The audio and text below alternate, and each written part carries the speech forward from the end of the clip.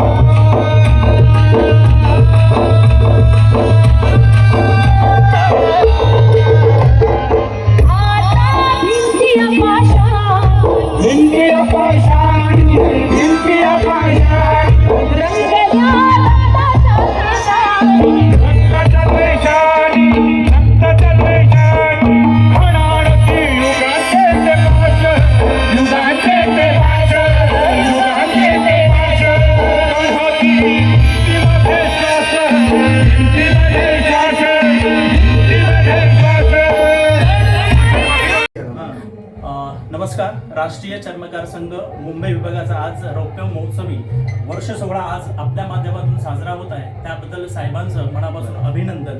आणि आपलं कार्य या समाजामध्ये भरपूर आहेच आहे.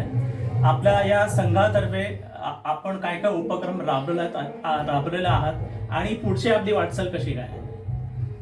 राष्ट्रीय चर्मकार संघ हा चर्मकार समाज जो 50 वेगवेगळ्या जातीमध्ये विभागलेला आहे.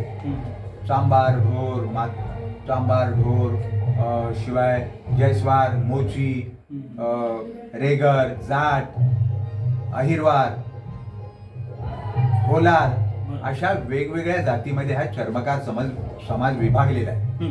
आणि त्यामुळे आमची ताकद विभागलेली आहे, ताकद विखुरली आहे. या सगळ्यांना आम्ही संघटित करण्याचा प्रयत्न या कार्यक्रमाच्या माध्यमातून सातत्याने करतोय. आम्ही या देशभरातला सगळा चर्मकार समाज एकत्रित आला पाहिजे, तो जागा झाला पाहिजे, त्याची एक वैशिष्ट्यपूर्ण अशी ताकद निर्माण झाली पाहिजे आणि त्या ताकदीच्या बळावर आमच्या समाजातले सगळे प्रश्न सुटायला पाहिजेत.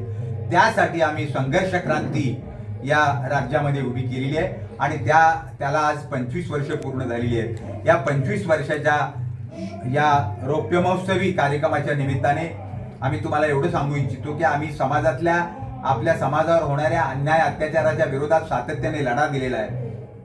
लढा देत देत आम्ही चर्मकार समाजावर अन्याय करणाऱ्या गुन्हेगारांना तुरुंगात डांबलेला आहे.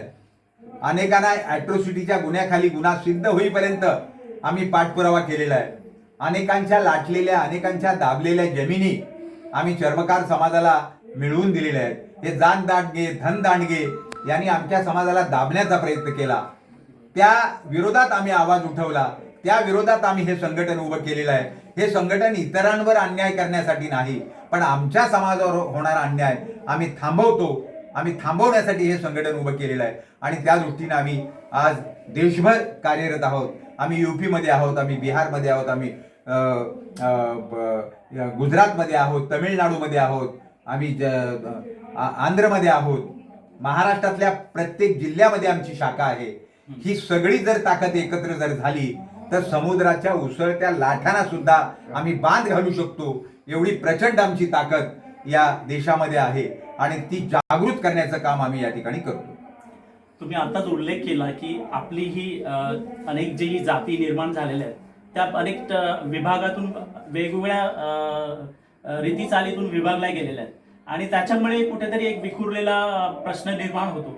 तर त्यांना अजून एकत्र करण्यासाठी आपली काय प्रक्रिया असेल किंवा आपण काय हेच अशा तऱ्हेच्या कार्यक्रमाच्या माध्यमातून आम्ही भागाभागात जातो, गावागावात जातो, वस्ती वस्तीमध्ये जातो, आपल्या समाजातील लोकांना बोलवतो, त्यांच्यावरच्या अन्यायाच्या संदर्भात त्यांना आम्ही ताकद देण्याचं काम करतो आणि तो अन्याय दूर कसा होईल याच्या दृष्टीने प्रयत्न करतो, त्यांच्या विकासासाठी काम करतो, शासनाच्या अनेक योजना त्यांच्या दारापर्यंत नेऊन आम्ही पोहोचवतो. आमचा माणूस आर्थिकदृष्ट्या, शैक्षणिकदृष्ट्या, सामाजिकदृष्ट्या विकसित झाला पाहिजे याच्यासाठी राष्ट्रीय चर्मकार संघाची सगळी राज्यभरातली फौज आम्ही सातत्याने प्रयत्न करतो. ही सगळी मुंबईतली मंडळी या ठिकाणी आलेली आहेत, काही आमचे पदाधिकारी जिल्ह्यातनं या ठिकाणी आलेले आहेत आणि हा अन्याय दूर करण्यासाठी, अंधश्रद्धा दूर करण्यासाठी आम्ही सातत्याने प्रयत्न करतो.